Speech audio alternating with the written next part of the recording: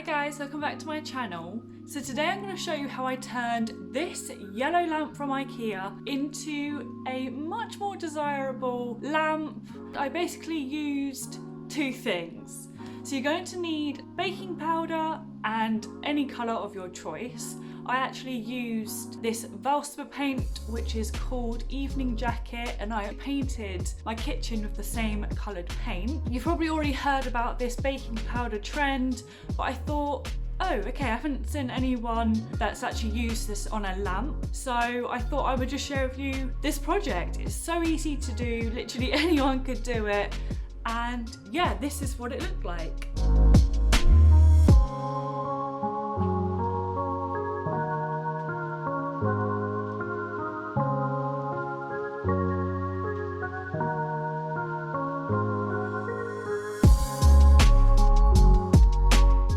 As I said, this is super quick and easy to do, and I hope it proves that you can use this baking powder trend not only for like vases or even canvas. You can use this trend to revamp things like lamps. Let me know what you think of the video down in the comments below. Give the video a like if you enjoyed it, and I shall see you in the next video. Bye guys.